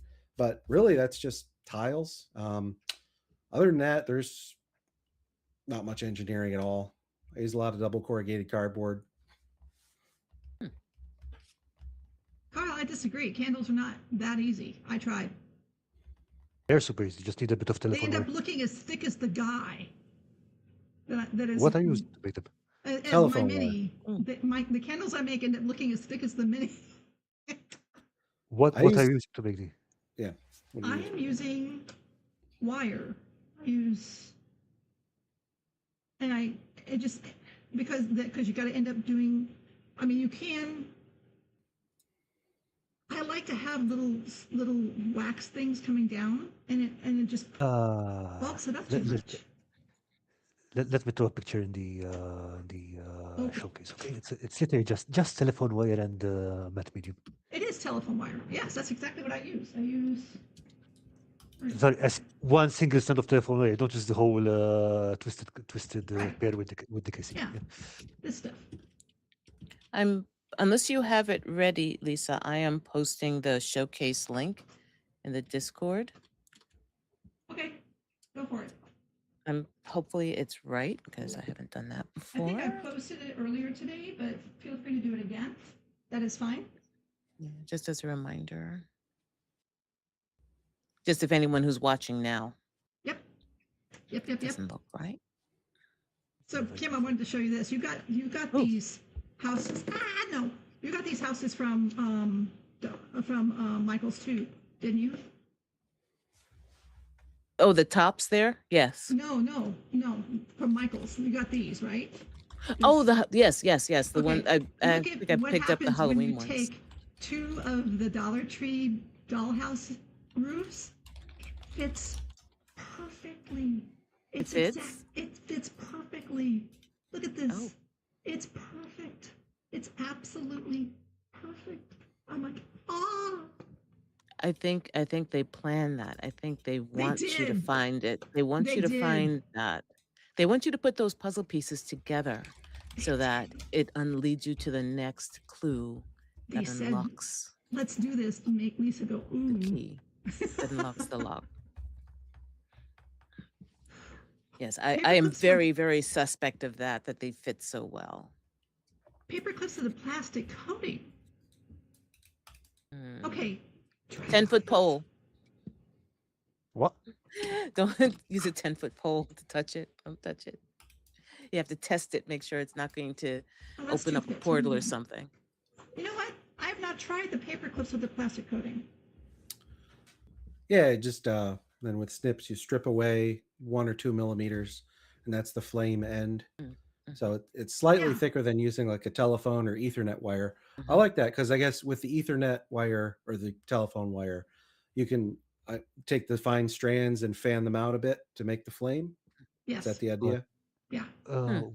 What I like to do is literally just put a dab of matte medium at the end of the wire, so that forms the flame. Matte meat. Okay. Does it dry as a blob or something? Yes. Okay. How do you No. suspend it while it's drying? Don't need to. I mean, it's so tiny that it's just if you literally dab it on it, it will just keep its shape. Oh, So if you were to cut That- that shorter, That is okay. That is a different type of wire than I would use, but yeah. oh yeah, that's very thick. That's Mhm. You have to crazy cut thick. some of the strands out. that's what I'm saying. It Uh, looks as thick as the guy that it's supposed to be carrying it. You know, it's just I mean, like what I was using was a single strand copper Mhm. wire rather Yeah. than that. maybe okay. All right. That would make a whole lot of difference. Yeah. Oh yeah, so telephone wires are actually single strand core. That's right. Are they? Ethernet is ultra fine, but it's still multi-threaded, so it's going to be flimsy. I see. That's interesting. Okay. Yeah, it's gonna see me going through this and making candles out of wire and ask. He's gonna text me. What are you doing? What are you doing, woman? You don't do that Old with golden wire. It's for wires. electronics. The attaches to the wall type have a solid core dial. Have the little dials, the rotaries. Yes. Yes. Oh, and yeah, if you can, if you have a plastic coated paper clip and you can strip some of the plastic off, it's also a good way to make them. The reason I don't particularly like to do that is because in a paper clip, the ratio of plastic to metal is yeah, there's more metal in there than there would be in a copper wire normally. Mm-hmm. What I would like very much to do, I mean, like I said earlier, I'm huge with collabs. Love collabs. I would like to do a collab sometime. I mean, with Bill or whoever. I would like to do something. I know, Bill, you did something with the Crazy Crafter group, didn't you, at some point? A collab? I used to do a lot of collabs. Yeah. Recent years, not so much. Not so much, huh?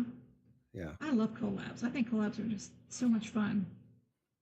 Oh, we could figure something out because I have the episode with the miniatures you gave me about 80% done, and there's some others with Ral Partha that'll be the second half of that video. It's just going to be all about old school miniatures, but some of the ones you gave me were quite interesting. They're legit old school, right? And so we could have you somehow appear in that. I would love to do, well, I mean, even the crafting collab, anything. I just love doing collab. Well, Mm-hmm. and that's one of the reasons why I think the crafting challenge at Mythic Con appeals to me so much, because it's everyone in the room Mm-hmm. and they're all, doing this thing and everyone's, kind of feeding off each other's energy. That sounds really weird, but yeah. That makes sense. Do you like the idea of like multiple takes on the same idea, or everyone has a different piece of one bigger idea? That's what I did with that poison Feywild tree. Yes. I think that's the one you were just speaking to. That's the one I was Yeah, speaking to. we all took a yes. different portion of the tree. Yes. And the answer to your question is yes. I will go with either one. I like, I working with other people and bouncing ideas off of other people and making something. It's kind of the same as playing a game with a group of people at your table, because you put something out there and then they're adding to the story, and it's running an RPG is a collab, except it's just not crafting. Mm-hmm. So Yep. this is what I'm talking about. Yeah. Exactly. So yeah, I just nerded out there, folks. Sorry about that. But oh my gosh, we went through this so fast. I just looked at the time. Oh yeah. Wanted to also just remind people about Neon Skies, and again, the link is to your video explaining the rules is in the doobly-doo, and the overall game can be found. I will put the link to that to Wyloch's game and to his book. And we're going to see some. You said possibly some stuff coming out in the near future, hopefully.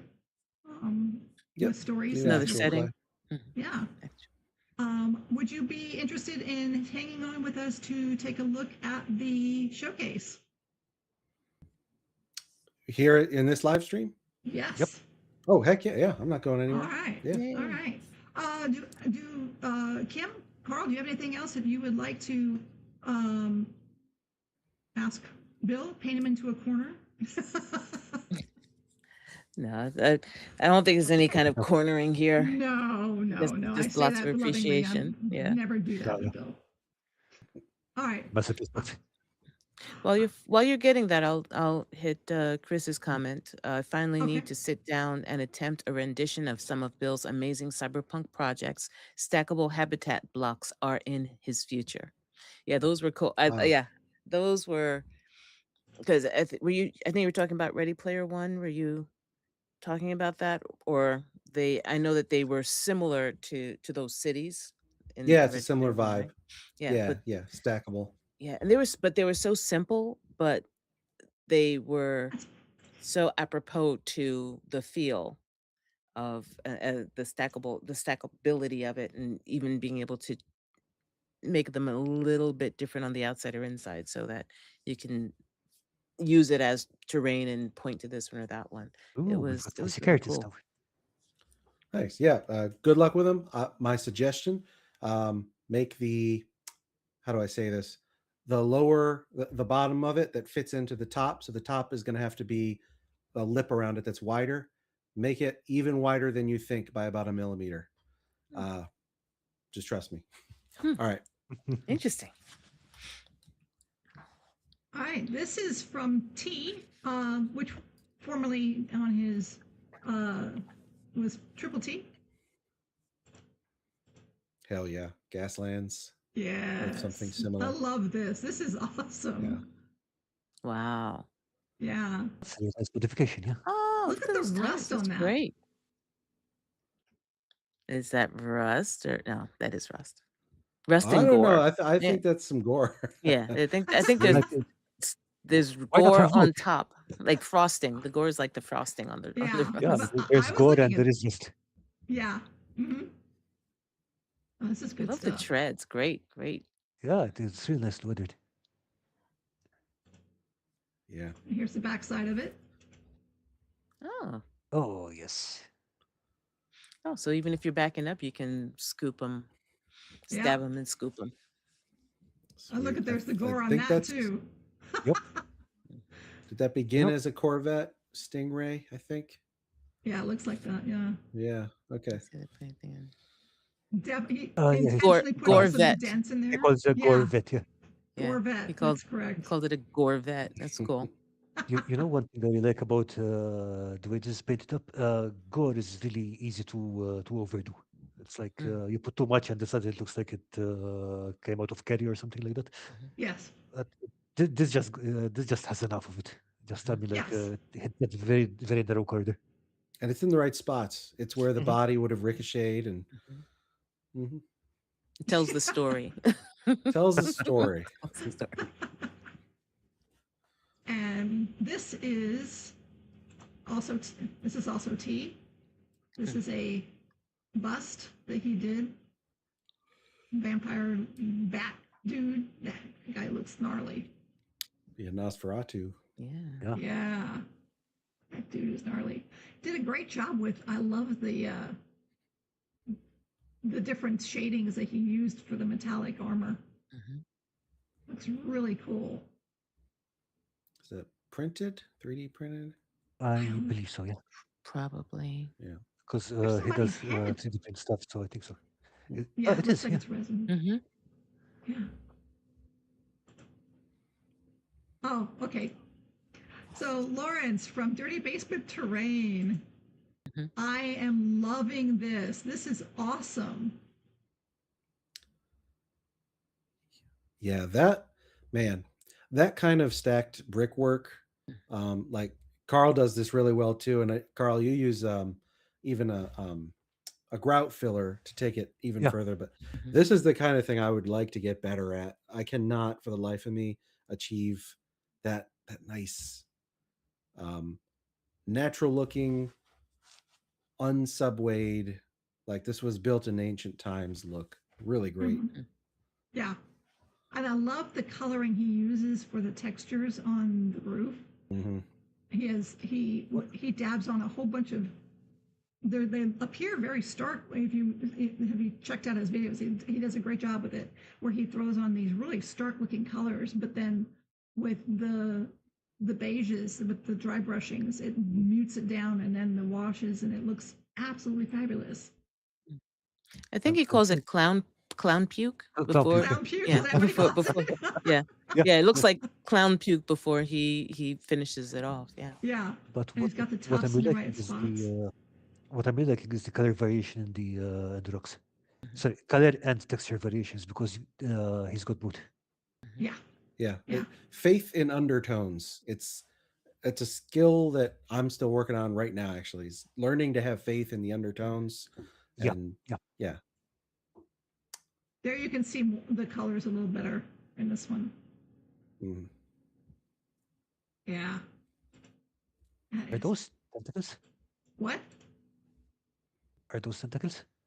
No, this is. Oh, I don't know if he wants them to be tentacles, but that came from my backyard. I sent these to him a while ago. Ah, okay, Those so are they probably are tentacles. Okay. That the tree that doesn't pods answer the from. question, They're tree Lisa. pods from my backyard. I don't know if they're tentacles. I have no idea what he intended them to be, but these grow in my backyard. That still doesn't answer the question. They definitely look very tentacly. They do look tentacly. You should see. Some of them are in huge clumps that look just bizarre. But look at this. I love this texturing and the layers. And I mean, yeah, is it foam core? Yeah, it's foam core, but it doesn't, it gives off the right feel, in my opinion. Oh, that's a lot of slabs of foam core. It is. Yeah. It's is it foam core or XPS foam, Lisa? It could be XPS because he has so much of it. That's true. He does have a lot. I think it's full thickness XPS. Otherwise, that would be, oh god, that would take so long to put together. Yeah. I'm not at all jealous. I'm not jealous at all. It's okay. You can have as could much of it as feel you it. want. It's fine. I could feel it as soon as you mentioned it. I was like, No, oh yeah. no. It's Cross fine. talking about the clown puke. He says he does something similar. He swiped Leaf's ketchup and mustard style. Yeah, Lawrence is the clown puke, and Leaf is ketchup and mustard. yeah. I'm just What are surprised. those? Okay. What? You're saying it? Well, I'm looking more closely at the things that came out of Lisa's backyard. Are those seeds? Yeah, they're seed pods. When Yeah, they're okay. when it's growing, there's fluffy stuff coming up here. Almost looks like a caterpillar, like the really fluffy caterpillar. That's what they look like. And then those things fall out. The fluffiness falls out, and this is what you get. And do you know what it is yet? Because now I have to look it up. I'm pretty sure it fell out of space or something. It's from outer space in my backyard. Oh, okay, yeah. Why not? I Gotta love be the somewhere. cracks. I don't know if those were intentional, but if they weren't, they still work great. Those cracks, that looks so cool. I love that. I would love that. I'm a bit surprised because I have not seen any grubs in this one yet. They're underneath, maybe. Ah, I guess. That's kind of like his signature. So it's like Yeah. Uses the Yeah, no, it's grubs. a lovely piece. It really is. It's gorgeous.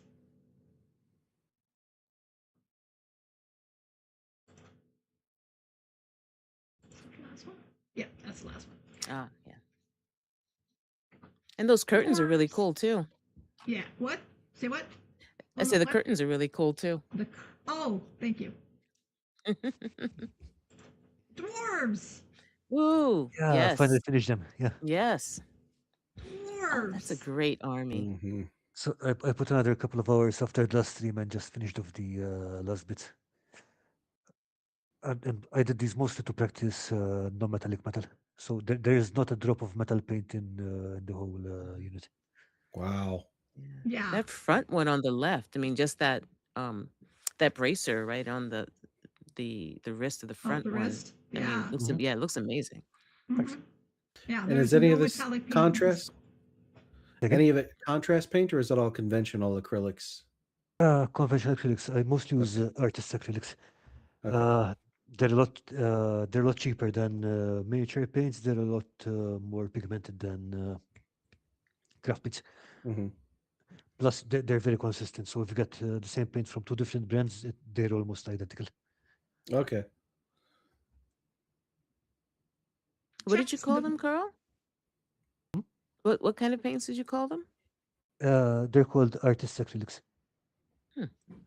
I mean, it's literally stuff that you can find in any shop that sells art and craft supplies.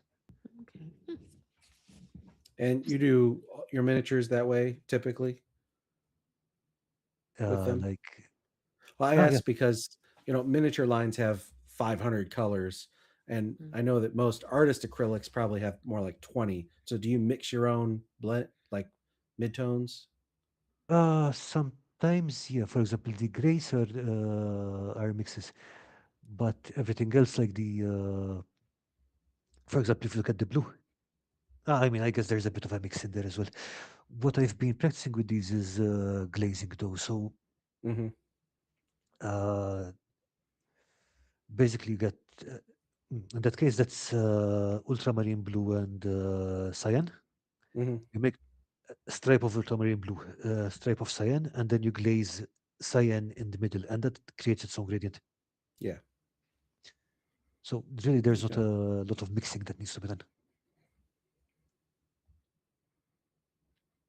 I dare somebody to say that this right here is not done with metallic paint. That's amazing. Yeah. It's not done with metallic paint. And I was like, yeah, like challenge accepted. That is beautiful. Doesn't mean it's true. But Can you Doesn't mean zoom it's in on true. the not the shield, but the emblem on the hammer to the left? Yeah, up here. Yeah, Yeah. that's great. And I like the And- fact that every single one of these dwarves have different hairstyles. This guy's got curly hair. The guy that's sucking his thumb has curly hair. Mhm. Can you zoom in on that shield? The banner? No, the banner. Yeah. Mm-hmm. Amazing stuff. Cool stuff. Very cool. Nice. Yeah. And yeah, dry brushing covers a lot of sins as well. So there's also that. Yeah. Cool, man. Yeah, this came Beautiful out work. really nice, Carl. Oh, so this is a new one that T is starting. Ooh, where? That's- Wonder where they're from. They don't say, right? No, didn't say. That's going to look good when it's painted. T is such a Mhm. great painter. That's He going to is, look yeah. epic. That is going to look epic. Hmm. Oh, got something else from T. Oh my gosh. Oh, look at this He's dude. gnarly. Wow. Look at that wet mouth. Gross. Wow. Wow. I also really like the that he's managed to get the different feel between the whatever it's holding on its back. It looks like a Yes. rock or a massive piece of bone, and because they're both gray, it would be very easy to get kind of a samey looking thing. But he did manage to pull off the Mhm. difference. Mm-hmm. Yeah. Yeah. Agreed. A different angle. Did he build the loincloth? No. You know, it That must kind of maybe. no, I don't think so. I don't No, think so. I no. can see a split line in the Yeah. And Right it's here, you mean? underneath it's underneath Yeah. the chain, so yeah. Yeah. I mean, but that also could be where he put two millipedes together. So Could be, I guess. hard to tell. Hard to tell. And then, oh, Karl, Ooh, you made Candles. candles, look at that. and they even have the drips. Huh, Yes, okay, that is also matte medium. but what is the size of this? I wish there was a mini next to it because I could see the comparison Actually, to the hang on. size. Give me a second. Give me a second. I'll Okay, go okay, get okay. it and show it. Because I can't do. I would love to do this, but I always end up making it too chunky. Too He chunky. said that was wire, right? He That said he that used was wire. wire, I think. Yeah, he'll come back and let us know. But we're gonna look at Chris's stuff. Oh yeah. Oh, look at these Ooh, rocks. there's an adventure happening there. Yeah, no kidding. Look at those rocks. I love the huts. E-frame. Look at that. Such a variety. Yeah, very much so. And I like how he deviates from the norm on the way that the half timbering goes on the house. Yeah, what's that called? Wad and Dobble or something like that? Something, what's yeah, that? something wad and double sounds right. Yeah, but he's Blend got up, yeah. a different pattern on it than I've seen. I like that. Chris, you knock it out of the park every time. Good stuff. This is something else Chris put in there. Oh, we're talking. Now we're talking. Okay. Yeah, now we're talking some combat stuff. Yeah, definitely. Corrugated cardboard. It's Get corrugated miles card, but from there's a pattern on top. Where'd that come from? Hmm. How did they do that? I wonder. I like that. I think it's a painted stamp because it doesn't look like there's any depth to that roof. It's a corrugated cardboard. It's probably a thin mesh grate Laid on. used you know as a what that might be? stamp. Oh wait, it's drywall mesh. Drywall Yes. mesh. Yeah. Ah, Mhm. I like that. That's a nice added touch. Yep, drywall tape on the roofs. He said, "Yep." There's the backside. Mm-hmm. Yeah. Yeah, just dabbing in a little bit of watered down black around that X shape there, making the shadows. Like Mhm. for anyone who's brand new to this whole hobby, that right there is a simple thing you can do right off the bat to introduce depth and make a thing pop. It's like one of the first things I learned making dungeon tiles from Scotty 11 years ago. Just spritz some black into the corner there where the wall is. And it makes it, and it gives it age as well. Yeah, Yep. definitely. Yeah, good stuff, Chris. Ooh. So this is Chris's with Dollar Tree foam core, and he's making I guess, obviously runes, and there's the guy who's ruining the ruins, I guess. Perusing the ruined ruins. Perusing the ruins. Rune peruser. And he's got the texture on there already. That looks good. So what is your thoughts on texture rollers, Bill? I've used them on foam before. I don't think they work very well on foam. If you get the grain in the right direction and you press real hard, sometimes you get lucky. But I like to use it on caulk. Now, I don't like working with clay. So it looks. Actually, it looks like this person. This is Chris again. Is that okay? Is that foam? This is foam core, I think. Yeah, this is foam core. Yeah, His okay. main go-to is foam core. Yeah. And the classic That looks Lego like a windows. texture roller. Yeah, I think so. Yeah. When you apply I'm not sure how he did it. Maybe that's my problem. I've tried to apply a wash to get the cracks to darken down, But if you start dark and just dry brush up, then solves that problem. Maybe that's what he did. I heard if you heat your foam of your texture roller a little bit, like just touch it with a hair dryer, get it warm, and then push it through, that it makes the indentations deeper. I've not tried it myself, but Makes sense. I love these windows. Look at these windows. Yeah. Lego. Yeah. It's Lego. Are they Lego? Yeah. Is that what they are? They're Lego, yeah. They look like little Lego windows. That's fat. I want some Lego windows now. It's a brilliant idea. That is great. I think Leif from Devs and Dice was the guy who really started that thing, unless I missed something. This is I beautiful. do recall him using those. Yeah. Yeah. Cross says, I like paper mache over a corrugated foam core for rocks. I first saw that on Try Hard Games Workshop YouTube channel. Wow. Okay. New challenge for me. Make candles that are not huge. I have a video for that. I can do this. I You can can do do that. We believe in you, Lisa. I can do this. I can do this. Yeah. That looks great. Whoops. Looks really good. Thank you. Yeah. Is that it? That's it. All right, folks.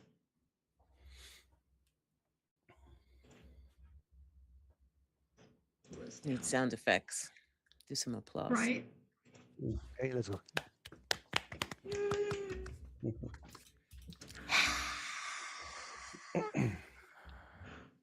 Well, Bill, thank you for taking the time to join us today. It was fun talking to you. Yeah. Thanks for having me. Love to have you back sometime. Maybe next time we'll do a little crafting. Maybe next time we'll do a little gaming. Who knows? Yeah. Okay. Yeah. Go for it. Yeah. And do you have any questions for us, Bill? Actually, usually I ask the guys if they have any questions for you, but do you have anything for us? No, it was a lot of fun. Thanks for having me. Right And on. yeah, I'll be back. Awesome. Yeah. So, guys, what are we doing next week? And What just we want to do bring every it, week. remind everyone to look for Neon Skies. Yes, and that thank will you. be listed in the doobly-doo. Thank you. So, Kim, what are we doing next week? Yeah. What do we do every week? Craft to take over the world. That's right. Thanks for joining us, folks. Thanks, Bill. Thanks, Karl. Bye, Thanks, everyone. Kim. Have a good week. Thank you, Have a good everybody. Take care. Bye. Bye-bye. Bye.